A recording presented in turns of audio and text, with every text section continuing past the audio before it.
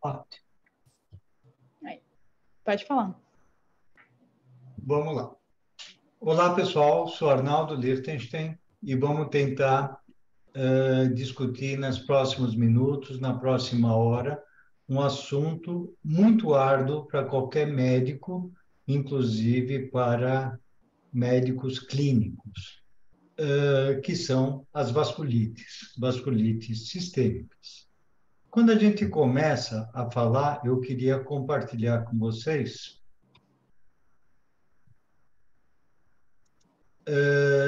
sobre definição. Então, para você, definir a vasculite são um monte de doenças raras com nomes esquisitos que nunca vou ver na minha vida. Ou um monte de doenças raras com nomes esquisitos que eu não quero ver. Ou um monte de doenças raras com nomes esquisitos que vão cair na prova. Ou um monte de doenças raras com nomes esquisitos que eu quero ver. Então, se você escolheu a primeira ou a segunda, sugiro fortemente que desligue esse vídeo e vá fazer alguma coisa melhor.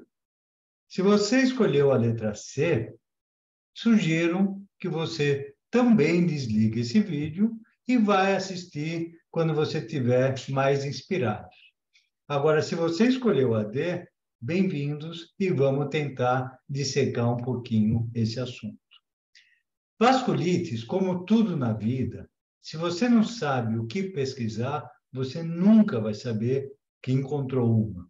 Então, você pode estar de frente para um paciente com vasculite e não fazer a menor ideia. E nem sempre é fácil fazer esse diagnóstico. A ideia é, se você tem uma púrpura não plaquetopênica, uma hematúria, uma polineuropatia no mesmo paciente, isso fica fácil e isso vai ser quase que automático, você acender a luz. Opa, será que finalmente eu vou ver uma vasculite? Mas a coisa nem sempre é verdadeira. Muitas vezes você pode ter sintomas gerais, febre, emagrecimento, e se tratar de uma vasculite. Então, a gente vai tentar, nos próximos minutos, tentar entender o que é essa maldita doença, ou esse conjunto de doenças. As vasculites podem ser primárias, mas podem ser secundárias. Secundárias, tanto a doenças autoimunes, quanto neoplásicas, ou até por drogas. Ou seja, não é um domínio do conhecimento de reumatologistas, por exemplo. Oncologistas vão ver isso e qualquer paciente que recebe drogas pode ter essa reação. E a fisiopatologia dessas lesões podem ser muito variadas. Pode ser por deposição de imunocomplexos, pode ser ANCA-mediada, ou seja, anticorpo anticitoplasma de neutrófilo e, portanto, humoral, e pode ser também via celular, através de formação de granulomas via linfócitos T. Ou seja, a fisiopatologia é muito complexa e tem cada uma das suas doenças com uma ou às vezes até mais do que uma delas. E aí a gente vê paciente que tem uma suspeita de vasculite. Para que a gente pede exames? Primeiro, para diagnosticar a doença, e nem todas as doenças têm marcador, como a gente vai ver. Mas a gente vê também a avaliação da extensão dessa doença. A gente vai ver também a atividade dessa doença. Ou seja, uma vez diagnosticada a doença, a gente tem que ver a extensão dela e se ela está ativa ou inativa, porque muitas vezes essas doenças vão ser de evolução muito crônicas e não como outras situações autolimitadas.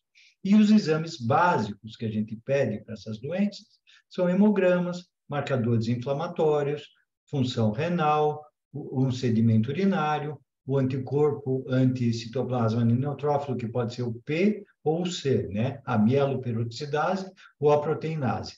P, só para vocês saberem, perinuclear e C citoplasmático, quer dizer, um padrão de imunofluorescência que se traduzem por essas proteínas, né? A mieloperoxidase ou a proteinase T3. Crioglobulinas, complemento, avaliação de fígado em algumas situações, radiografia de tórax em outras situações, o FAM, fator reumatoide ou anti-CCP, e, eventualmente, biópsias de vasos e de órgãos.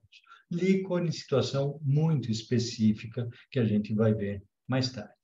E aí começam o terror dos médicos, né? Que são um monte de doenças que a gente pode classificar como vasculites que pegam grandes vasos, vasculites que pegam vasos médios, vasculites que pegam pequenos vasos, vasculites que têm o ANCA negativo e o ANCA positivo, vasculites que são com a fisiopatologia por imunocomplexos ou diretamente por ANCA. Mas as vasculites também podem pegar vasos grandes e pequenos. As vasculites podem ser também de um órgão ou de vários órgãos. E as vasculites podem ser induzidas por drogas. Ou seja, é uma miscelânea que, se a gente não se atentar às características principais de cada uma, a gente nunca vai conseguir entender. É como aluno de medicina estudando eletro. Fica um tabu que nunca mais ele consegue tirar esse medo, nem com anos de terapia. Então, vamos tentar entender aqui o que são essas vasculites. Cada uma delas a gente vai dar uma pincelada para tentar tirar o medo das pessoas. Então, vamos lá. Quando a gente fala arterite de Takayasu, basicamente a gente vai suspeitar de arterite de Takayasu uma pessoa jovem, menos de 40 anos, que começa a entupir grandes vasos. Não é um entupimento agudo, é um entupimento progressivo. É uma doença que leva anos e anos e vai entupindo inexoravelmente. É uma tortura. E quando que você já está numa doença mais avançada, você vai conseguir ver a simetria de pulsos. Esse é uma grande dica para a gente ver a arterite de Takayasu. E, obviamente, dependendo do que ela está entupindo, é que você vai ter as manifestações.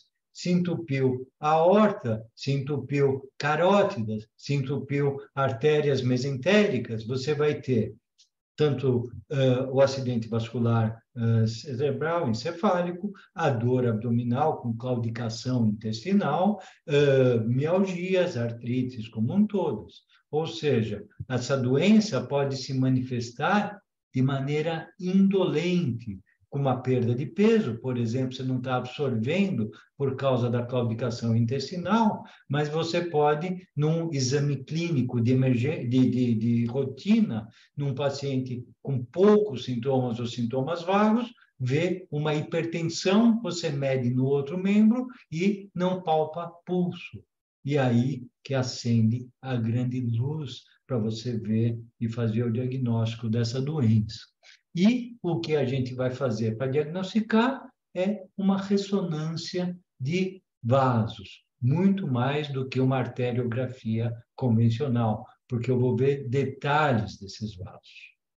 E os exames podem vir de sangue, de laboratório, completamente normais.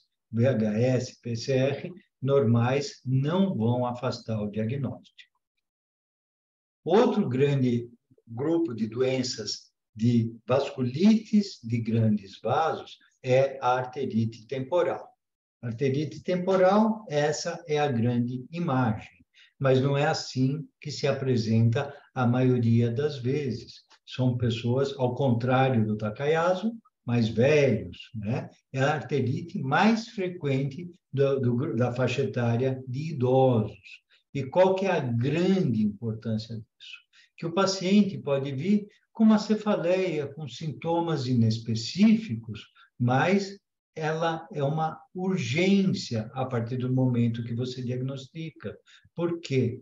Porque pode causar cegueira irreversível.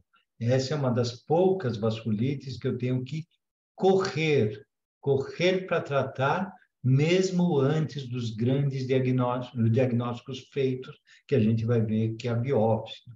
e a grande associação com a polimialgia reumática. 40% dos pacientes com arterite temporal têm a polimialgia reumática. E, ao contrário, 20% dos pacientes com polimialgia reumática têm arterite de células gigantes ou temporal. Ou seja, essa associação não é infrequente. Mas quando que a gente vai diagnosticar e suspeitar dessas arterites que pode levar à cegueira? Quando você tem uma cefaleia temporal.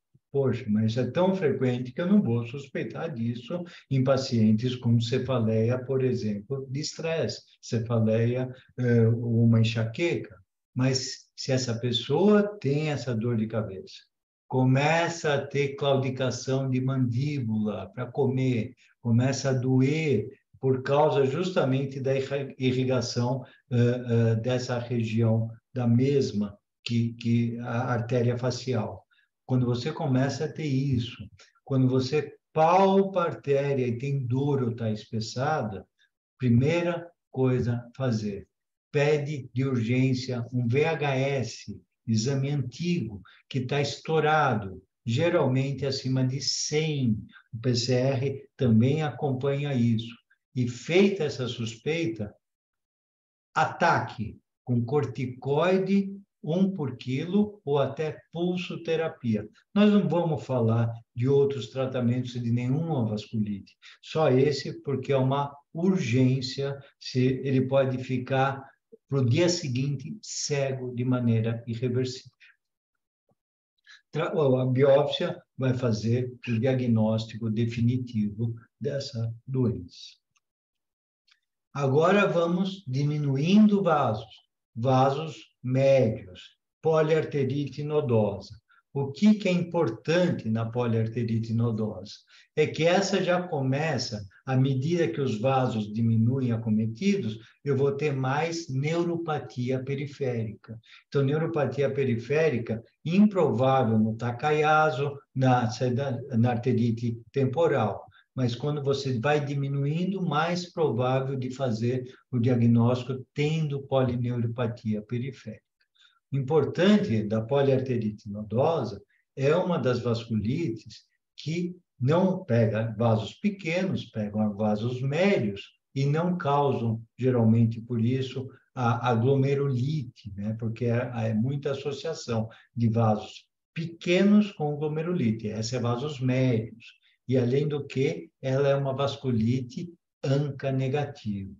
Ou seja, é uma vasculite que nem sempre é fácil de fazer o diagnóstico, porque ela tem sintomas gerais inespecíficos, pode ou não ter essa neuropatia periférica, ANCA negativo, né? E aí você vai fazer, ela é uma das vasculites que eu vou atrás de hepatites, que a hepatite pode ser o grande desencadeador dessa doença.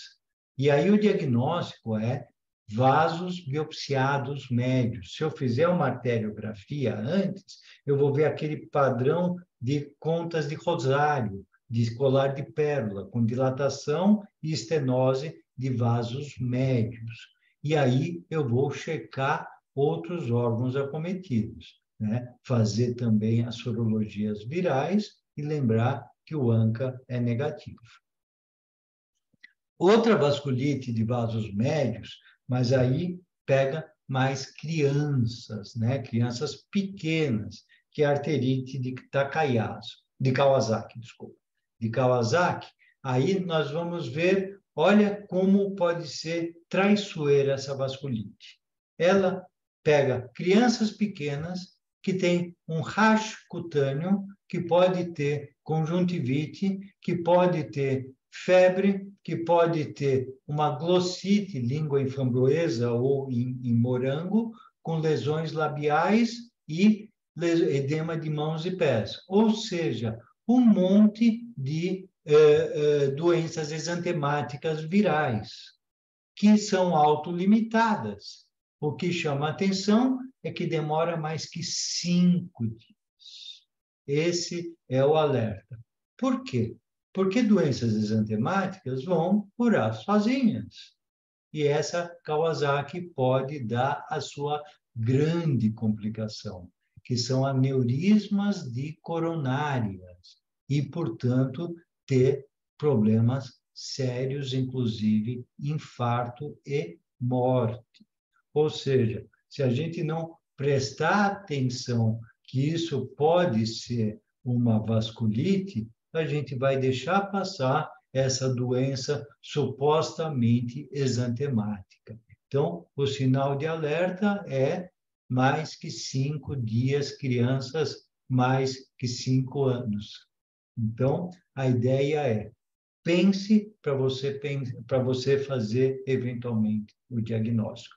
E aí o tratamento tem que ser agressivo com imunoglobulina, inclusive. Aí nós vamos para as vasculites de pequenos vasos. Vasculites de pequenos vasos são dois grandes grupos que a gente vai ver. A vasculite associada ao ANCA e a vasculite associada a imunocomplexos. São duas grandes fisiopatologias das lesões causadas por essa doença. Então, a primeira doença vasculites de pequenos vasos associada ao ANCA é a poliangeite microscópica, muitas vezes conhecida por PAN, com M de microscópica, e não poliarterite nodosa, que é o PAN de poliarterite nodosa. Então, qual que é a grande sacada aí? É aí que ficam vasculites mais fáceis de fazer o diagnóstico quando ela vier exuberante. Basicamente é aquela púrpura palpável por quê? Porque é uma inflamação de vasos, ou seja, não é plaquetopênica, tem a inflamação e por isso edema e palpável. Neuropatia periférica, muitas vezes uveíte, e aí o ANCA é positivo, o P-ANCA, ao contrário da próxima que a gente vai ver. E aí a gente vai biopsiar o órgão acometido e fazer o diagnóstico. A próxima vasculite, ANCA positivo de pequenos vasos, é a granulomatose com poliangeite. É a antiga doença de Wegener. Wegener, aí eu falo até com letra minúscula, apesar de ser o nome de uma pessoa, porque Wegener foi um oficial nazista com ideias nazistas. E isso foi retirado o nome da doença em demérito dessa pessoa horrenda. E, basicamente, como que a gente pensa nessa vasculite? A grande sacada é lesões respiratórias, tanto de vias aéreas superiores quanto inferiores. E nas vias aéreas superiores é uma sinusite esquisita, que eventualmente a gente faça uma imagem e tem nódulos e tem lesões de seios da face que não só inflamação. Pode, inclusive, pegar septo nasal e destruir o septo nasal. E se isso vem com lesões pulmonares e muitas vezes lesões escavadas em pulmão, o diagnóstico tem que ser suspeitado. Se isso vem ainda com uma uveíte anterior, isso daí fica até mais fácil. Mas nem sempre isso é fácil de fazer o diagnóstico. Em média, no mundo, se demora anos para se fazer esse diagnóstico. Mas, de novo, se você é um médico diferenciado, que sabe que existe essa doença, quando tiver uma sinusite com lesões esquisitas, quando você fizer uma radiografia, uma tomografia com lesões escavadas pulmonares, peça o ANCA. Se vier o C-ANCA, metade do diagnóstico está feito. Biopsia e você vai ver granulomas. De novo, não é por imunocomplexo, é por uma lesão celular nos vasos. Ou seja, a ideia é pense que existe a doença e faça, porque você pode salvar a vida do paciente iniciando rapidamente a ciclofosfamida. Outra doença de pequenos vasos associados ao ANCA é a antiga Churg-Strauss. De novo, foi trocado o nome para granulomatose eosinofílica com poliangeite. Adivinhem por quê?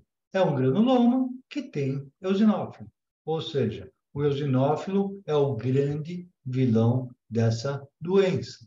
E quando a gente vai suspeitar dessa doença, uma asma grave, com muita eosinofilia, mesmo só com rinite, e infiltrados pulmonares.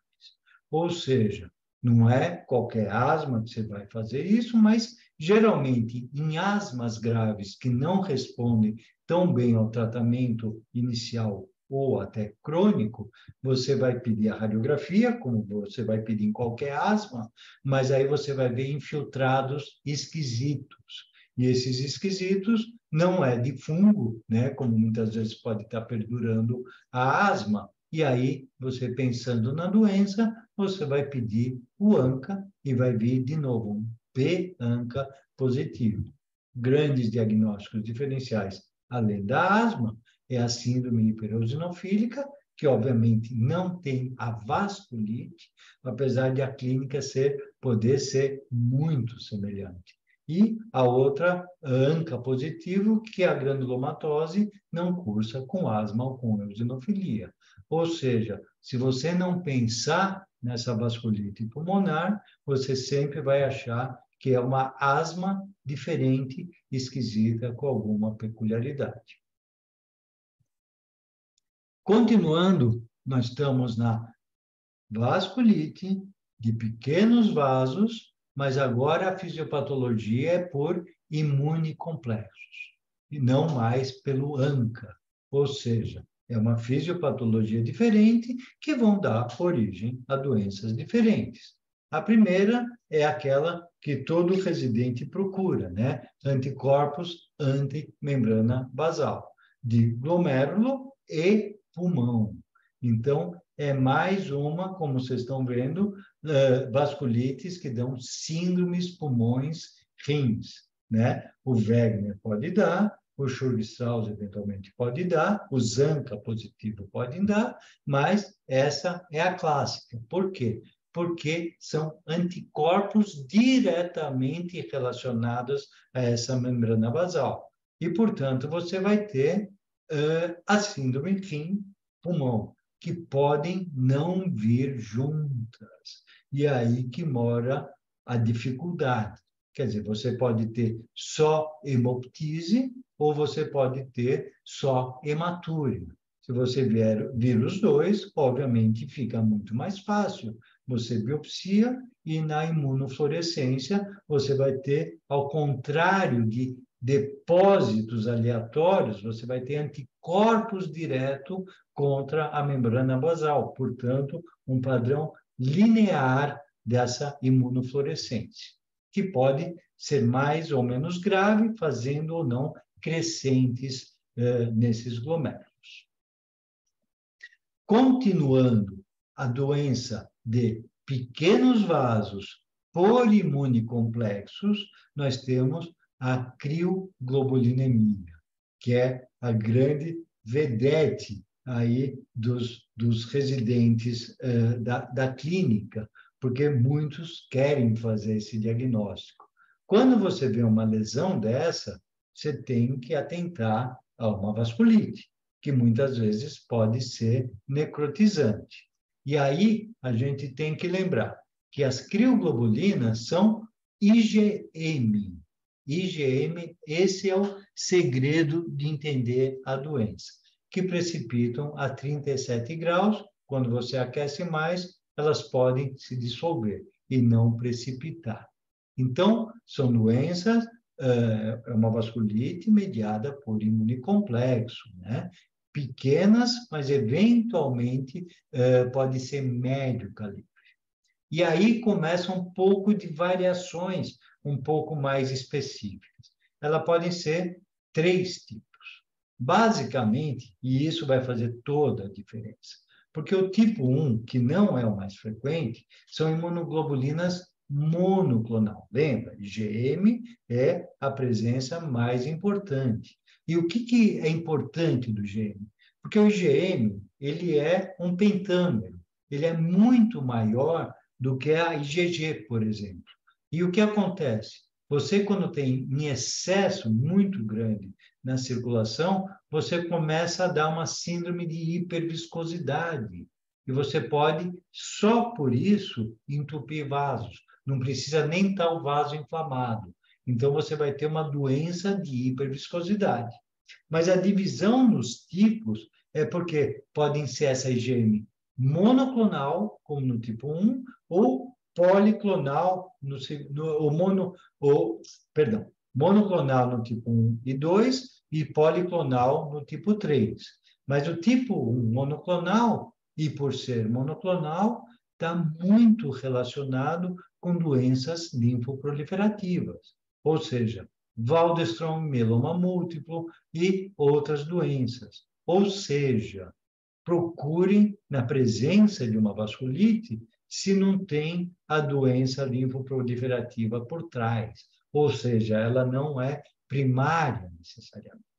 A do tipo 2, que também é monoclonal, mas tem a IgG policlonal. Ou seja, vocês lembram de que laboratório que é uma IgM anti-IgG? Fator reumatoide. Então, isso acontece não porque tem uma doença reumatoide por trás disso. É uma falsa doença reumatoide, né? Como é em qualquer outra ativação de imunoglobulinas, como, por exemplo, até a endocardite bacteriana. Ou seja, encontro de fator reumatoide aí não é, em absoluto, um marcador de doença. Mas o importante é que o tipo 2, essa sim está associada a doenças outras, né? Tanto a linfoproliferação, porque é monoclonal, quanto doenças autoimunes e infecções crônicas. E das infecções crônicas é importante a associação da CRIO tipo 2 com a hepatite C. Por quê? Porque é uma ativação de gama dessas infecções e quando tem hepatite C, muitas vezes já tem um hepatocarcinoma. Ou seja, essa vasculite pode aparecer tanto em linfoproliferação quanto em hepatocarcinoma, através da hepatite C que desencadeou esse processo. Ou seja, é importante entender a fisiopatologia dessa vasculite. E a tipo 3, que é a intermediária, já é uma IgM policlonal. E essa também, muitas vezes, está associada ao lúpus eritematoso sistêmico e outras doenças autoimunes. Ou seja, é importante entender a fisiopatologia dessa púrpura, dessa vasculite da crioglobulinemia. E a ideia é, quando você tem isso, você faz o diagnóstico clínico. E aí que mora o perigo, né? Que assim, quando se tem um diagnóstico clínico com critérios, é porque a coisa não está muito bem compreendida. Então, obviamente, você vai pedir, vai pensar nisso quando você tiver aquelas coisas fáceis de pensar em púrpuras, né? Em vasculites. A púrpura, que pode ser necrótica, a glomerulonefrite, a neuropatia, ou seja, aquilo que o clínico se diverte. Lembrar da hiperviscosidade, né? Que você pode estar obstrução vascular, dando a acrocianose e algumas vezes até o Renault da hiperreatividade. Lembrar que quando você faz o laboratório, você vai ter o pico de gama, que pode ser monoclonal ou policlonal. Importante que o complemento vai estar baixo aí. E quando eu biopsiar vasos, isso é super importante. Quando você vai ter esse depósito de imunocomplexos em pequenos vasos, você pode ter só o trombo hialino, não um trombo de sangue, propriamente dito, de hemácias. Por quê? O trombo hialino é o imunocomplexo que depositou nesses pequenos vasos. E isso é muito característico de vasculites de pequenos vasos, como a crioglobulinemia. Indo em frente, de novo, vasculites de pequenos vasos por imune complexo, que é uma doença também de crianças, adulto jovem, que é a púrpura de Knox-Schoenlein.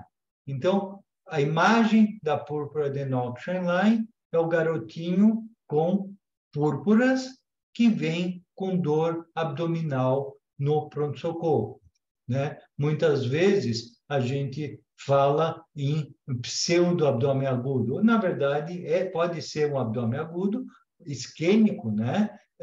Mas é o abdômen agudo de clínico, né? Clínico também tem abdômen agudo. E o importante é que, muitas vezes, essa púrpura, né, junto com dor abdominal de Knox-Schoenlein, ela é autolimitada.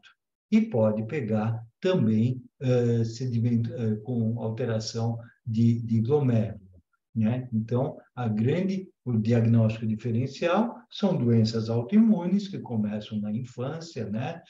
Muitas vezes abaixo de 10 anos, mas pode ser uma púrpura de sepsis, né? Então, dor abdominal com púrpura, então você tem que pensar numa sepsis abdominal, muitas vezes uma apendicite mesmo, perfurado, dando sepsis. Também o contrário não é verdadeiro. Eu vou pensar sempre em vasculite e vou deixar passar uma coisa gravíssima, que é um abdômen agudo, uma sepsis, dando a púrpura já por sepsis. Ter isso sempre na cabeça. E aí, o último desse grupo de vasculites de pequenos vasos com imunocomplexos, nós temos a urticária, né? A urticária crônica, que pode correr com vasculites, né? Então, quando que eu vou pensar nisso? É aquela urticária que dura mais de 24 horas, né? Que pode ter acometimento extracutâneo ou não, mas aí é uma coisa um pouco mais complexa dentro do tema complexo de vasculite, que elas podem ser com complemento normal ou com complemento baixo, com ou sem acometimento sistêmico. Daí o tipo 1, tipo 2, tipo 3.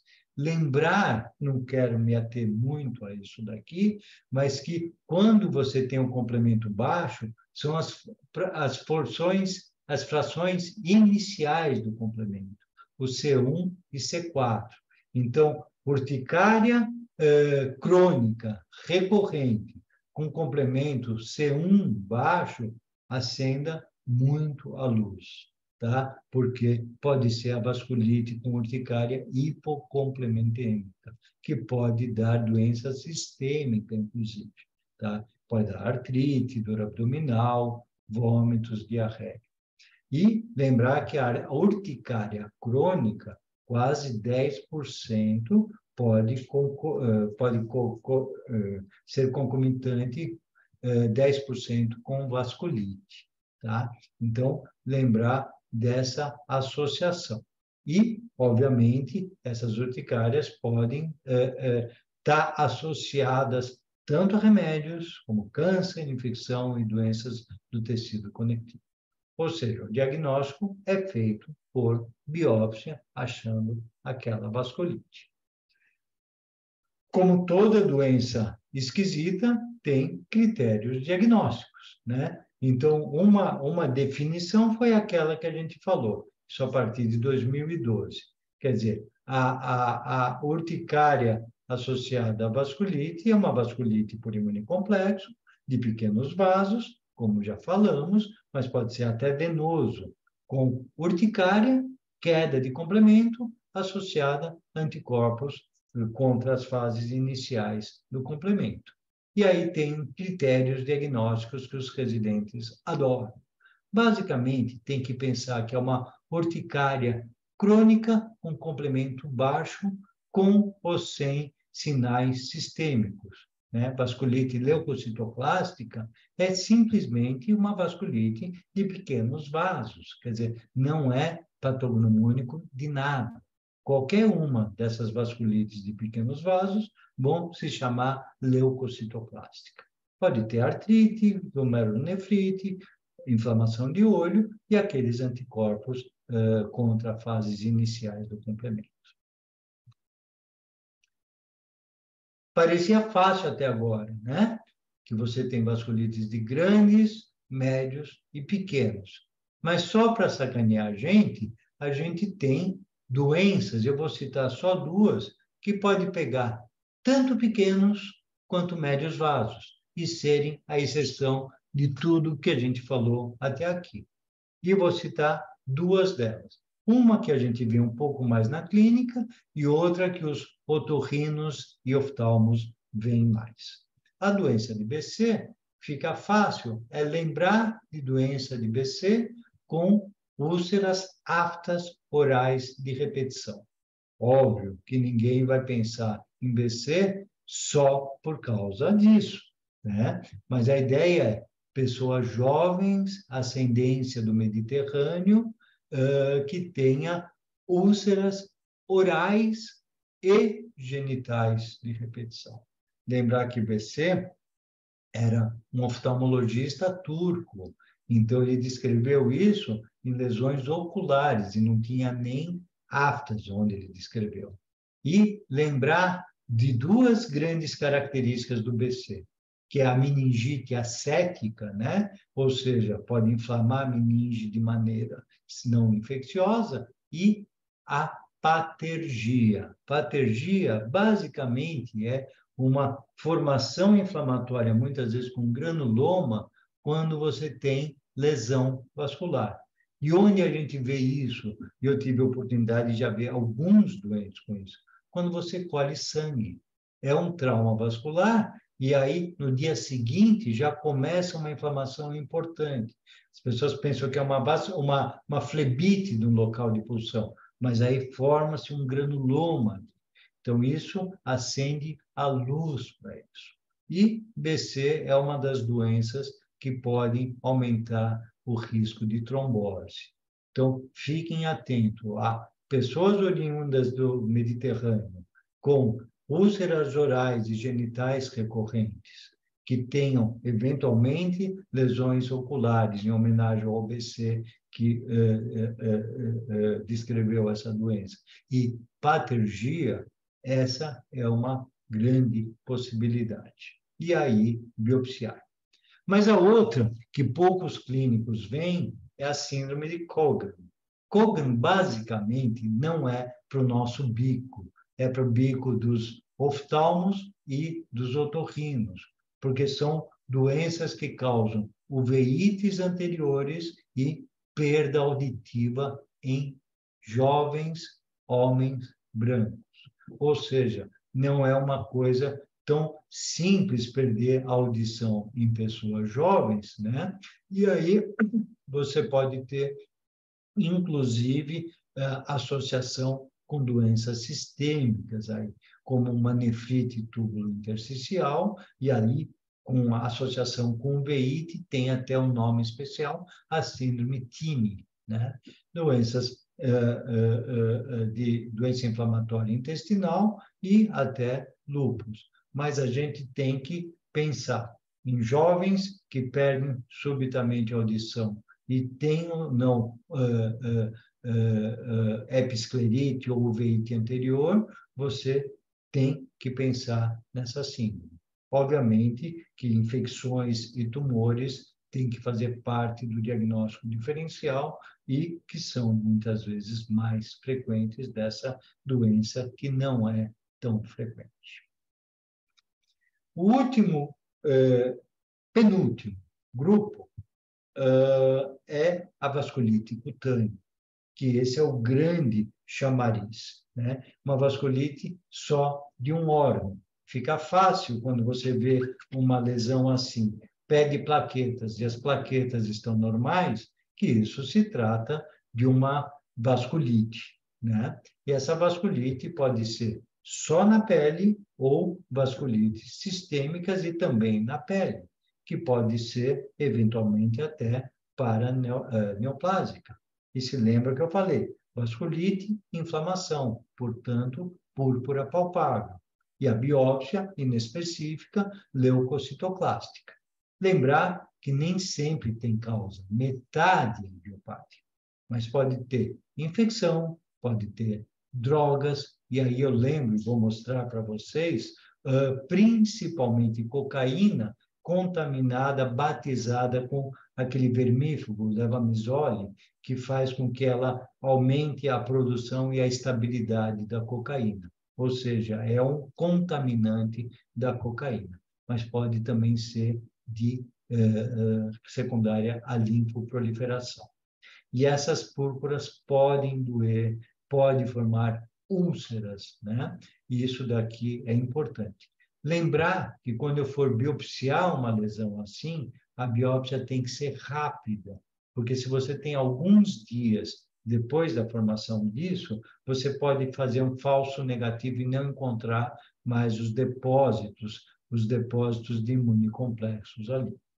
E lembrar que se você não conseguir fazer o diagnóstico, você vai ter que fazer diagnósticos diferenciais até da crio que a gente falou, de uma outra vasculite, ANCA positivo eventualmente, e ver acometimento de outros órgãos. Existe também uma doença super infrequente e difícil de fazer o diagnóstico, que é a angeite primária, uma vasculite só de sistema nervoso central. E é uma doença muito pouco padronizada, porque você tem que suspeitar dessa vasculite quando você tiver uma doença neurológica de sistema nervoso central ou psiquiátrica que não se adequa a nenhum parâmetro de doenças que você pensa, né? Alguma manifestação demencial, de delírio, coisas esquisitas que não estão batendo. E aí você tem que pensar nessa doença rara. E aí você vai pedir um padrão angiográfico. É lógico que ninguém está pensando num padrão histológico disso, porque a gente não vai biopsiar vasos cerebrais nessa situação. O diagnóstico, muitas vezes, é só pelo padrão da angiografia, né? E algumas vezes pode progredir ou estancar. Mas mesmo nessa doença pode vir uma angiografia negativa, porque pegaria pequenos vasos. Aí o diagnóstico muitas vezes é só por necrópsia.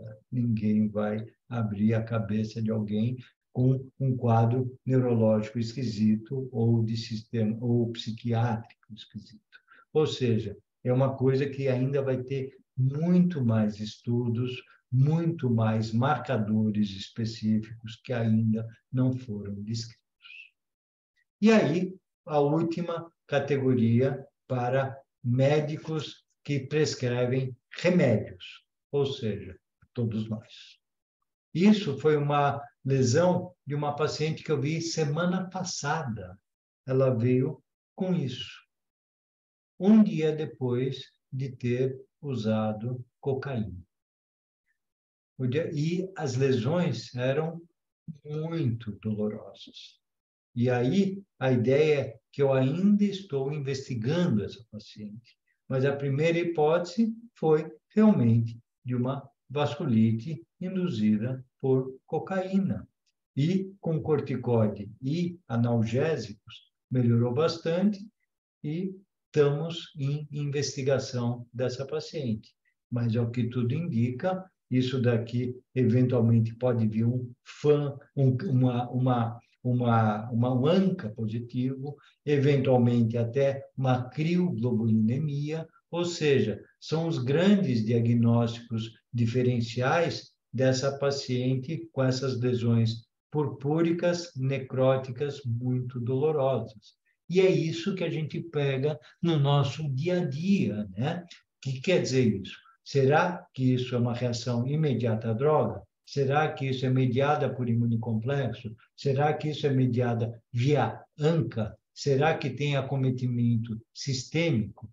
E aí, essa é a ideia.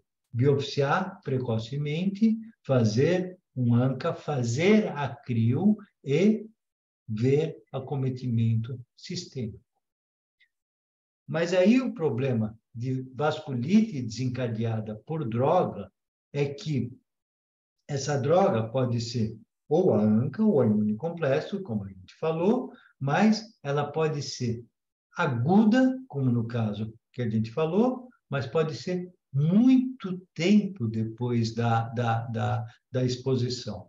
E isso daqui, a fisiopatologia ainda não é muito clara. Ou através do ANCA, né, que nada mais é do que lesar o neutrófilo ou expor seus antígenos, né, desencadeando uma resposta imune. E aqui temos, nesse slide, algumas das teorias para isso, que envolve tanto a apoptose quanto a exposição do próprio antígeno nuclear citoplasmático, até com os NETs, né, as armadilhas extrínsecas, exógenas dos neutrófilos. Ou seja, a ideia é que tem muitas teorias, mas nenhuma que se comprovou e que explica a fisiopatologia da droga. Mas para a gente, o que é importante? É que drogas que causam elas, né? E aí, um top 10 aí das drogas, que é mais que 10, na verdade, que nós temos o propiltiracil, lembra-se, né? Para tiroide, né? Para o hipertiroidismo, muitos TNFs, alguns antibióticos, drogas de sistema nervoso central, remédios para gota, drogas alucinógenas, né? E uma miscelânea. Ou seja, muitas dessas podem estar implicadas no aparecimento da vasculite. E para dificultar mais a vida, não é que a pessoa tomou e em 2, 3 dias desenvolveu isso, não é necessariamente uma reação alérgica, né? Isso daqui pode ser até vários meses da exposição, né? E quando a gente tem aquele quadro, como eu falei para vocês, quer dizer, a dimensão da doença é que a gente vai precisar ver, né? Pulmão, rim, né? Isso daqui pode ter complicações importantes depois do contato com remédio / droga, que pode não ser imediato. E aí que transformam toda a medicina numa arte, né? Como resultado final, isso daqui, uma inteligência artificial pode juntar os sintomas e mostrar uma provável vasculite. A arte está em discernir esses dados e ver o que realmente é importante e quando que a gente tem que acender a luz para fazer o melhor para o nosso doente. É isso aí, pessoal. Espero ter criado muitas dúvidas para a gente poder discutir depois. E para aqueles que desistiram já no primeiro slide, pode recomendá-los, pelo menos para estudar para a prova. Mas, seguramente, esses que desistiram vão ver alguma vasculite, independente, como a gente falou, da especialidade que vão ter daqui para frente. É isso aí, pessoal. Um grande abraço.